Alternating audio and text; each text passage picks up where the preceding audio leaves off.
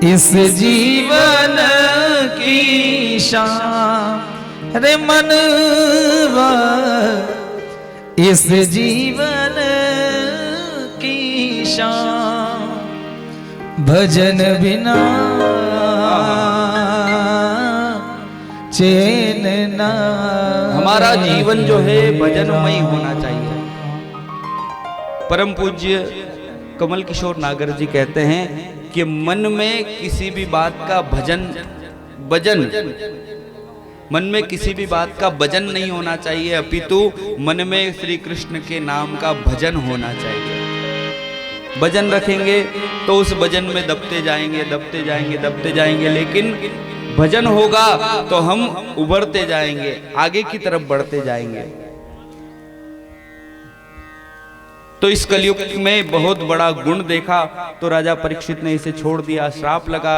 और श्राप के बाद राजा परीक्षित दुखी नहीं हुए, अपितु उन्होंने उत्सव मनाया कि देखो मेरे को मरने से पहले, मेरे इस धराधाम को छोड़ने से जाने से पहले ही मुझे पता चल गया कि मैं फलाने दिन फलानी तारीख को जाऊंगा। और अपनी मृत्यु को सार्थक करने के लिए राजा परीक्षित निकल गए गंगा के किनारे। अपने पुत्र जन्मेजय को सारा राज्यभार संभला दिया और राजा परीक्षित मलिन वस्त्र पहन करके, जो एक संत के भेष में राजा होते हुए भी अपने समस्त आभूषणों को छोड़ करके, त्याग करके, धोती इत्यादि पहन करके गंगा के किनारे गए। वहां पर वट वृक्ष के नीचे समस्त राजा थे, तो समस्त जितने भी भारतवर्ष के महान महान संत थे उनको सबको निमंत्रण पहुंचाया। सभी संत महात्मा उस सभा में पहुंचे और सभा में पहुंच करके सभी के बीच में राजा परीक्षित वट वृक्ष के वहां पर खड़ा हुआ, एक आसन बनाया और सभी को पुकारने लगा कि हे गुरुजन, मेरी मृत्यु होने वाली है, 7वें दिन में मरूंगा, तो मेरी मृत्यु को कौन है, गुरु है जो सार्थक कर सकता है? मेरी मृत्यु को उत्सव कौन बना सकता है? मेरी मृत्यु को मोक्ष कौन बना सकता है? ये सारी बातें जब बोली तो उस सभा में से लाखों संतों की भीड़ में से कोई भी उस स्थान पर आने के लिए तैयार नहीं हुआ। राजा परीक्षित दुखी हुए कि क्या मैं इतना बड़ा पापी हूं कि मेरा मोक्ष नहीं हो सकता? आप जो उपाय बताएंगे वो करने के लिए तैयार हूं। 7 दिन का मौका है मेरे पास, और मोक्ष तो अवश्य परमात्मा के पास जाना है, तो रास्ता कोई ना कोई तो होगा। जैसे मीराबाई का रास्ता जो था बड़ा ही दिव्य रास्ता, मेरे तो गिरधर गोपाल दूसरों ना कोई, जाके सिर मोर मुकुट मेरो पति सोई, ये मीराबाई का रास्ता। यदि हम किसी ज्ञानी का रास्ता देखें तो वो क्या बोलेगा? सर्वम खलविदम ब्रह्मा, जहां पर भी है वहां ब्रह्म है।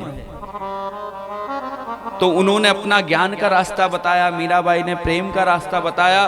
तो राजा परीक्षित भी पूछ रहे हैं कोई ना कोई तो रास्ता होगा जो परमात्मा तक मुझे लेकर के जाए, तो वो रास्ता की जानकारी मुझे मिले, इसलिए आप कोई भी गुरुवर इस स्थान को ग्रहण करो, ऊपर की तरफ मंच पर आकर के विराजमान हो जाओ, इस आसन को ग्रहण करो। लेकिन कोई भी नहीं आया तो राजा परीक्षित दुखी हुए, और दुखी होते होते आंखों में से आंसू आने लगे और कहने लगे राजा परीक्षित, गुरुजी दर्श बिना हो जियरा मोरा तरसे, गुरुजी मेरे नैनन में जल बरसे। गुरुजी दर्शन बिना जियरा मोरा तरसे, गुरुजी मेरे नैनन में जल बरसे।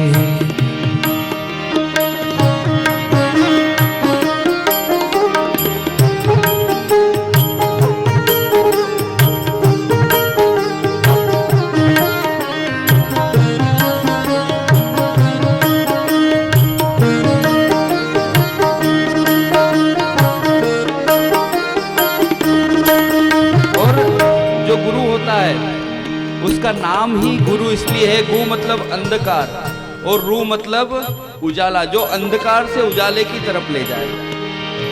तो मेरा जीवन अंधकार में है, 7 दिन में मरने वाला हूँ। कौन गुरुवर है जो मुझे उजाला प्रदान कर सके, मेरी मृत्यु को मोक्ष बना सके? मैं तो पापी हूँ, इसीलिए पाप करके आपकी शरण में आया हूँ।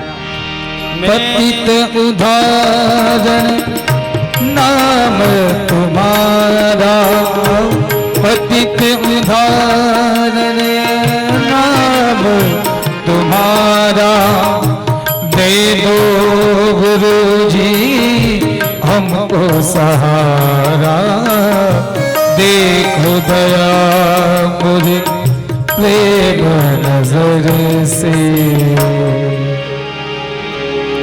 गुरुजी मेरे नैनन में जल बरसे, गुरुजी मेरे नैनन में जल बरसे।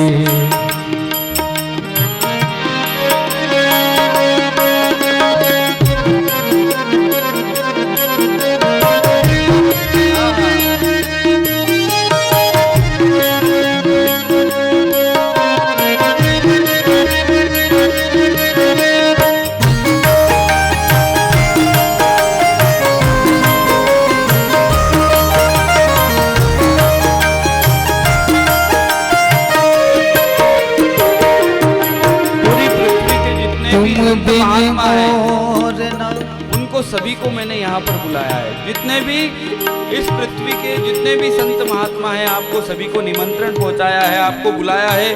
और आपके बिना मेरा कोई भी नहीं है। मैं अपने परिवार को, अपने घरबार को, अपने राज्य को, सबको छोड़ करके आया हूँ। बस आप ही हैं जो मेरे को पार लगा सकते हैं। और क्या कहा है?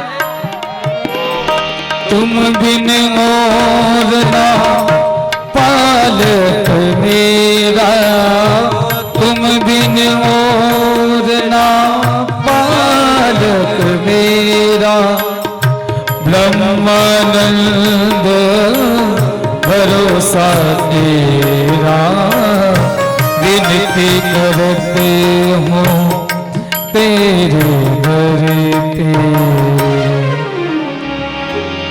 गुरुजी दर्श बिना दियरा मारा तरसे, गुरुजी दर्श बिना दियरा मारा तरसे।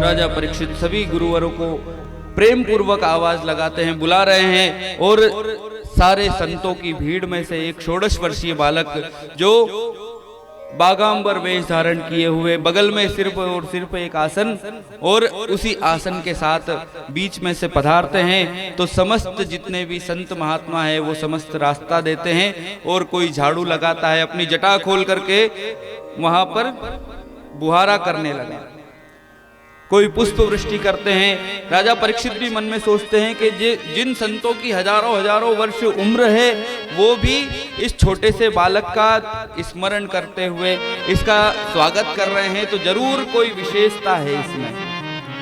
और ज्ञान में ही विशेषता होती है, उम्र में विशेषता नहीं होती है। अब 16 वर्षीय बालक जब ऊपर आसन पर आकर के विराजमान हुए, राजा परीक्षित कहते हैं कि गुरुवर, आपने स्थान ग्रहण किया है, आसन आपने स्वीकार किया है, तो आप मुझे अब मोक्ष की प्राप्ति भी करवाएं। राजा परीक्षित से सुखदेव मुनि ने कहा कि देखो राजा, इस आसन पर कोई भी नहीं आकर के बैठ रहा था, तुम इतनी देर से आवाज लगा रहे हो, जब खाली स्थान दिखा तो मैंने सोचा मैं ही जाकर के बैठ जाऊं, मैं तुम्हारे मोक्ष से मेरे को कोई लेना देना नहीं, मैं अपने निर्गुण ब्रह्म की समाधि में यहां पर बैठूंगा। राजा परीक्षित कहता है, गुरुदेव आपने स्थान ग्रहण किया है तो आप मेरी मोक्ष की प्राप्ति भी करवाओगे। गुरुदेव आपको देखते ही मुझे लग गया कि अब मेरी मृत्यु सार्थक हो जाएगी, आप मुझे ज्ञान का उपदेश दो। राजा परीक्षित सन्मुख विराजमान हुए और शुकदेव मुनि से प्रश्न करते हैं।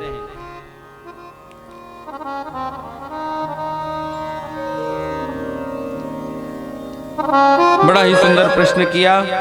म्रियमाणस्य किम वृथा। हे गुरुदेव, पहला प्रश्न, राजा परीक्षित का पहला प्रश्न कि म्रियमाण व्यक्ति को क्या करना चाहिए, जिसकी मृत्यु सामने हो, जिसकी मृत्यु सन्मुख हो, उसको क्या करना चाहिए। शुकदेव मुनि कहते हैं कि राजा परीक्षित, मरने वाले व्यक्ति को अपना मन वश में कर लेना चाहिए। मन वश में होगा तो मृत्यु अपने आप ही मोक्ष में परिवर्तित हो जाएगी। यदि मन भटकता रहेगा तो मोक्ष नहीं मिलना है, समझने वाली बात है। मन वश में रहेगा तो मोक्ष अपने आप आपके पास चल करके आएगा, और मन भटकेगा तो मोक्ष की प्राप्ति कैसे होगी। राजा, इसलिए मैं तुमसे कहता हूं कि यदि मृत्यु को सार्थक करना है, मरने वाले व्यक्ति को सिर्फ और सिर्फ एक ही काम करना चाहिए, वो है मन को वश में करना। मन को कैसे वश में किया जाए। हे गुरुदेव, आपने तो कह दिया कि मन को वश में कर ले, लेकिन ये मन बड़ा ही चंचल है, इसको जितना समझाते हैं उतना भागता है इधर उधर। वो ये मन बड़ा चंचल है, कैसे इसे समझाऊं। ये मन बड़ा चंचल है, कैसे इसे समझाऊं। ओ जितना इसे समझाऊं, हो जितना इसे समझाऊं, हाँ उतना ही मचल। इसको बिठाते तो भक्ति में, इसको बिठाते सत्संग में, इसको बिठाते हैं भगवान के मंदिर में, लेकिन ये जाता है दौड़ दौड़ के न जाने कहाँ। बैठे हैं कथा में, लेकिन घर पे कौन आया होगा। जो घर पे होगा, अगर सासू माँ आई है तो वो बहू के बारे में वो क्या कर रही होगी, अभी तक कपड़े धुले के नहीं धुले, 2 बज गई। बैठे हैं कथा में, लेकिन मन इधर उधर भटक रहा है। किसी का मन घर में जा रहा है, किसी का मन ऑफिस में जा रहा है, किसी का टीवी के चैनल पे जा रहा होगा। मन बड़ा ही चंचल है, इसको कैसे वश में किया जाए गुरुदेव। ये मन ही तो है जो समस्त समस्याओं की जड़ है। मन वश में नहीं रहता, बाकी आप शरीर को वश में कर सकते हैं। एक जगह बिठाना हो तो बैठ सकता है, लेकिन मन तो बिठाते यहाँ जाता बंबई, बिठाओ यहाँ और जाएगा घूमने इधर उधर। शुकदेव मुनि ने कहा कि राजा परीक्षित, मेरे पास एक उपाय है जिससे तू मन वश में कर सकता है, और वो उपाय आप लोग भी सभी ध्यान से सुनना और सुन करके उसको जीवन में भी उतारना, तो मन वश में हो जाएगा। मन को वश में करने के लिए 4 चीजें शुकदेव मुनि बता रहे हैं, और वो 4 चीजें हैं जितासनो, जितः श्वासो, जित संगो, जितेंद्रियः। 4 चीजें मन को वश में करने के लिए पिछली बार भी बताई, उसके पिछली बार भी बताई, लेकिन आपका अभी तक हुआ कि नहीं वो बताओ। मैं तो देखो, राजस्थानी में एक कहावत है, बलद दे छूटे और बामण के छूटे। बैल के सामने जाओगे तो वो सींग ही दिखाएगा, और ब्राह्मण के सामने आओगे तो वो ज्ञान ही देगा कि देखो ये कर लो, वो कर लो, वो कर लो। लेकिन करो जब मन को वश में करने के लिए 4 साल से ये 4 बातें बता रहा हूं, ये 5वां साल है। किसका किसका हुआ वो हाथ खड़े करो।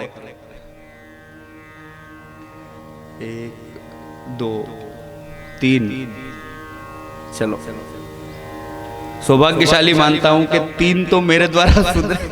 अब मेरे द्वारा सुधरे कि वो भागवत से सुधरे, मैं अपना कुछ नहीं मानता हूं, लेकिन हाँ भागवत जी के उपदेश से एक भी सुधर जाए तो मेरा कथा करना सार्थक हो जाएगा। तो आप लोग ध्यान से सुने। मन को वश में करने की कोई बड़ी साधना नहीं करनी पड़ती, योग नहीं करना पड़ता, उल्टा नहीं होना पड़ता कि भाई सिर के बल खड़ा होना पड़ेगा, कि आपको सुबह 4 बजे उठ के दौड़ने जाना, ऐसा कुछ भी नहीं करना है। सिर्फ घर की साधारण चीजें हैं वो चारों, और मैं नहीं बता रहा हूं अपनी तरफ से, नहीं, भागवत जी में लिखी हुई है वो। सुखदेव मुनि को राजा परीक्षित सुना रहे हैं, जितासनो, हे राजा परीक्षित, मन को वश में करना है तो आसन एक होना चाहिए, एक आसन पर बैठो। अब एक आसन कौन सा, बिछाने वाला कि बैठने वाला, दोनों एक होना चाहिए। बिछाने वाला भी, हम जब पूजा करें, हम कोई पूजन में बैठे हुए हैं या कोई हमारा योग साधना है, कोई जप तप है, तो हमारा एक आसन होना चाहिए। अब आसन में जाएंगे तो अलग अलग सिद्धियों के लिए अलग अलग कलर के आसन हैं। जैसे हमको बल बुद्धि चाहिए तो हनुमान जी की आराधना और लाल आसन, यदि हमको लक्ष्मी की प्राप्ति करना है तो श्री सूक्त का पाठ और पीला आसन, यदि हमको शांति चाहिए तो हमको कंबल, जो कंबल का आसन रहता है ना, उस आसन पर बैठ करके भगवान नारायण के नाम को जपना चाहिए। ये सारी अलग प्रक्रिया है, लेकिन अपन सिर्फ आसन की बात करें, एक आसन होना चाहिए।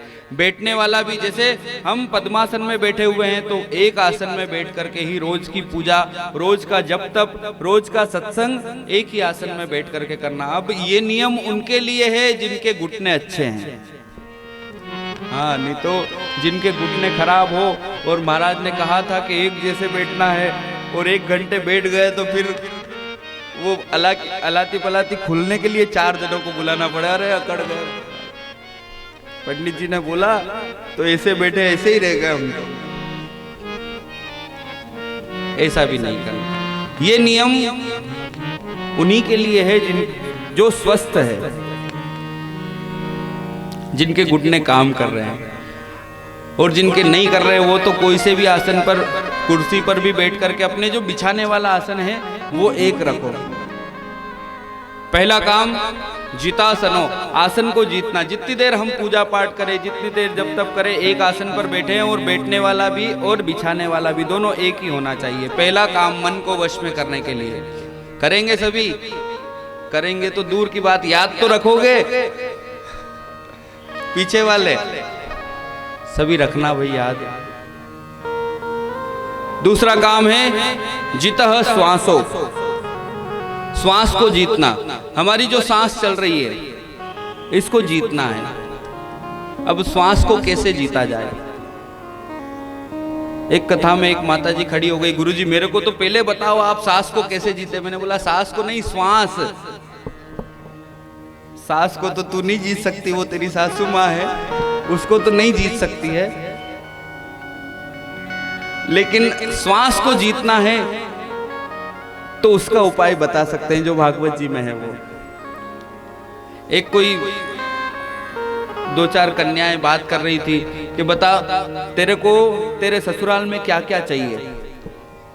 तो एक बोले कि मेरे को तो बड़ा सा घर चाहिए, कार भी होनी चाहिए, पति कमाने वाला होना चाहिए, नौकरी वाला होना चाहिए, इतने सब उसने उसके जो डिमांड थी वो सब बता दी। अब दूसरी बोले कि मेरे को तो रोज घुमाने वाला पति चाहिए, रोज इधर उधर मेरे को घूमने ले जाए, पिकनिक पर ले जाए, ऐसा पति चाहिए जो मेरी बात माने। अब तीसरी की बारी आई, वो थी पंजाबी।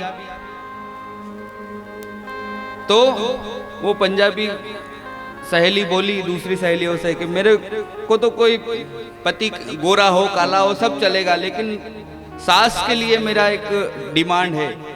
तो बोले क्या? सास चंगी हो गए। मेरी डिमांड जो है वो कन्या बोल रही है कि या तो सास चंगी होवे या तो दीवार पर टंगी होवे।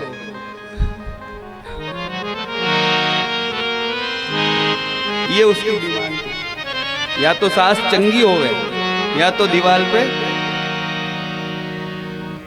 तो सास को जीतना भाई बहुत ही मुश्किल है। बहुओं ऐसा बिल्कुल भी मत सोचना, क्योंकि माँ के समान है और माँ को कोई भी नहीं जीत सकता। श्वास को जीतना है तो उसका उपाय मैं बता देता हूं। श्वास को जीतने के लिए हमको प्रातः काल जल्दी उठना है और जल्दी उठ करके प्राणायाम, अनुलोम विलोम, पूर्वक, रेचक, कुंभक, अनेक प्रकार के प्राणायाम होते हैं। प्राणायाम से हमारा जो शरीर का चक्र है वो सभी सुधर जाता है। पहली बात तो ये कि हम स्वस्थ रहते हैं जल्दी उठने से। दूसरा, हमारी श्वास लयबद्ध रहती है, पूरी पृथ्वी लय से चल रही है, एक एक स्वर में लय है। मैं बोल रहा हूं उसमें लयबद्धता है, आप चलते हो उसमें लय है। तो हमको हमारी श्वास भी व्यवस्थित लेनी चाहिए। हम गिनती की सांस दी है भगवान ने, और उसको भी हम कभी ज्यादा, इसीलिए कभी कभार ब्लड प्रेशर इत्यादि सांस ऊंची नीची हो जाती है। क्यों होती है? क्योंकि हम प्राणायाम नहीं करते। और प्राणायाम करने से स्वस्थ तो रहोगे, दूसरा आपका मन भी वश में रहेगा। मन को वश में करने के लिए दूसरा काम है श्वास को सुव्यवस्थित करना, प्राणायाम करना चाहिए। प्राणायाम से हमारी श्वास हमारे वश में रहती है। एक दिन में वैज्ञानिक लोग जानते हैं कि एक दिन में कितनी श्वास आती जाती है, मेरे को गिनती तो नहीं पता, लेकिन जितनी श्वास भगवान ने दी है उतनी ही हम ले सकते हैं। तो हमको सुव्यवस्थित करना है प्राणायाम के द्वारा। प्राणायाम करेंगे तो स्वस्थ भी रहेंगे और हमारा मन भी हमारे वश में रहेगा। तो दो काम हो गए। पहला, आसन को जीतना, आसन पर बैठ करके मन को वश में करना। दूसरा, श्वास को हमारे वश में रखना प्राणायाम करके। तीसरा है संगति। हमारी संगति अच्छी होगी तो हमारा मन वश में रहेगा। संगति ऐसी होनी चाहिए, या तो संत की हो, या तो सत्संग की हो, या सत्य की संग हो। सत्य का संग करेंगे तो भी हम हमारे मन को वश में रख सकते हैं, या सत्संग करेंगे, भगवान के नाम को जपेंगे तो भी हमारा मन वश में रहेगा। और संगति, जिसके साथ हम रहते हैं वो भी भक्त होगा तो हमारा मन हमारे वश में रहेगा। संगति का असर बहुत पड़ता है। एक कहावत भी है,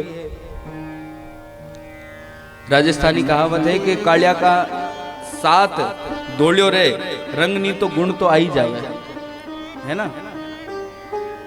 कालिया का लारे धोलियो रे तो रंग नी तो गुण आ जावे। तो भाई गुण तो संगति से आते ही है, इसलिए संगति अच्छे लोगों की होनी चाहिए, संगति श्रेष्ठ लोगों की होनी चाहिए।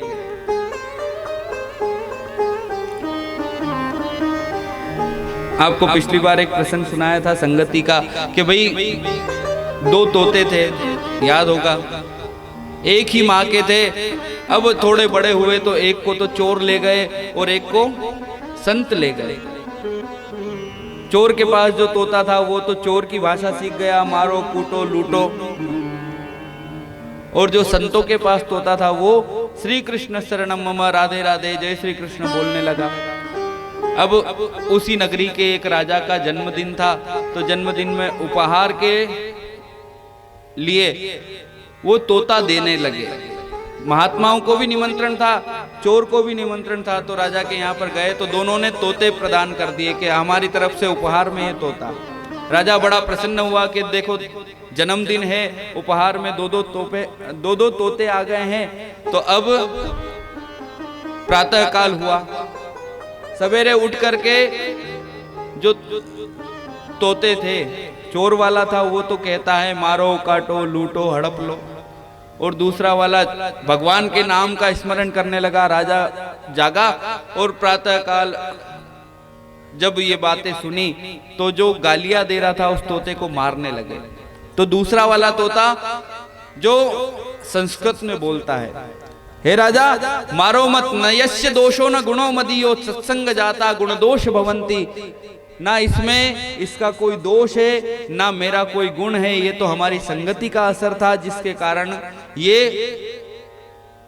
पापाचार करने लगा और मैं सदाचार करने लगा हूं। हमारी संगति का असर है, इसलिए संगति का असर व्यक्ति के ऊपर होता ही है। इसलिए संगति करनी संत की क्या नुग्रो से बेर। जो नास्तिक है उनकी संगति नहीं करना। संगति करनी संत की क्या नुगरों से बेर, संत ले जावे स्वर्ग में और नुगरा ले जावे नरक। नरक में जाना है तो नास्तिक की संगति करना, और स्वर्ग में जाना तो सत्संग या सत्य की संगति करना। संगति श्रेष्ठ होनी चाहिए। तीनों काम हमको करना ही है। पहला है जितासनो, दूसरा है जितः श्वासो, तीसरा है जित संगो, और अब चौथा बताते हैं राजा परीक्षित को सुखदेव मुनि, और कहते हैं कि राजा परीक्षित, इसके लिए आपको सिर्फ और सिर्फ अपनी प्रत्येक इंद्रियों को भगवान के साथ जोड़ देना है। चौथा काम है जितेंद्रिय, इंद्रियों को जीतना है। अब हमारे इस पंच भौतिक शरीर में कितनी इंद्रियां होती है? 10 इंद्रियां, 5 ज्ञानेंद्रियां, 5 कर्मेंद्रियां। देखो ये कथा थोड़ी समझने वाली है, तो आप बोर मत हो इसमें, इसको अच्छे से समझो कितनी इंद्रियां होती है। नाच गाना तो अपन बाद में भी कर लेंगे, ठीक है। मन को वश में करने की बहुत गूढ़ बातें हैं, समझना बहुत ही जरूरी है, और पूरा ध्यान से सुनोगे तो समझ में आ जाएगी। 5 ज्ञानेंद्रियां, 5 कर्मेंद्रियां, हमारे शब्द, स्पर्श, रूप, रस और गंध, ये है ज्ञानेंद्रियां जो हमारे शरीर को ज्ञान करवाती है। शब्द कैसे पता चलता है? कान से। स्पर्श कैसे पता चलता है? हमारी त्वचा से, कि किसी ने टच किया है, कि कोई मच्छर काटा है, कोई फुंसी हो गई है, तो ये स्पर्श से पता चलता है। रस कैसे पता चलता है? हमारी जिह्वा से, कि ये खट्टा है, मीठा है, चरका है। जिह्वा से स्वाद का पता चलता है। रूप हमारी आंखों से, कौन सुंदर है, कौन कुरूप है, कौन अच्छा है, कौन बुरा है, ये हम आंखों से देख सकते हैं। स्पर्श, रूप, रस और गंध पता चलती है हमारी नासिका के द्वारा। तो ये 5 ज्ञानेंद्रियां और 5 कर्मेंद्रियां, हाथ, पांव, मुख और हमारे जननेंद्रियां, ये हमारी कर्मेंद्रियां हुई। तो इन सभी इंद्रियों को यदि हम भगवान से जोड़ देंगे तो निश्चित ही हमारे इंद्रियां हमारे वश में हो जाएगी, और इंद्रियां वश में हो गई तो इन इंद्रियों का राजा जो है मन, वो हमारे मन अपने आप हमारे वश में हो जाएगा। राजा परीक्षित पूछता है, गुरुदेव इंद्रियों को कैसे वश में किया जाए? तो गुरुदेव कहते हैं सभी को भगवान से जोड़ दो। कान कहे कि कुछ अच्छा सुनना है तो भगवान का नाम सुनाओ। जिह्वा कहे कुछ अच्छा खाना है तो इसको भगवान के सामने रखे हुए तुलसी दल का स्पर्श करवा दो, इसको मुख में तुलसी दल खिला दो। और यदि आपको मीठा पसंद है, गुलाब जामुन पसंद है, रसगुल्ले पसंद है, जलेबी पसंद है, तो लाओ, खाओ, खूब खाओ, मना नहीं है, लेकिन पहले भगवान को भोग लगा दो, फिर खाओ, तो वो प्रसाद हो जाएगा, और प्रसाद आपके रोगों को दूर करेगा।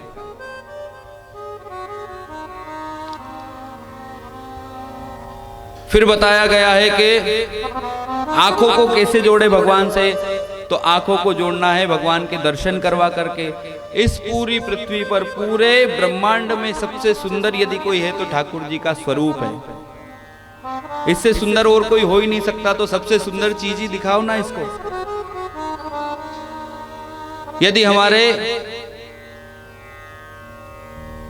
स्पर्श में कुछ करना है तो भगवान के चरणार बिंदों की सेवा करो। और यदि प्रत्येक इंद्रियों को जोड़ दिया फिर क्या होगा? आपको सुख मिलेगा। आपका मन जब भगवान में लगेगा, इंद्रियां सब भगवान में लग गई तो मन भी भगवान में लगेगा। और जब मन भगवान में लग गया फिर क्या होगा? फिर एक ही चीज होगी, आपको सुख मिलेगा।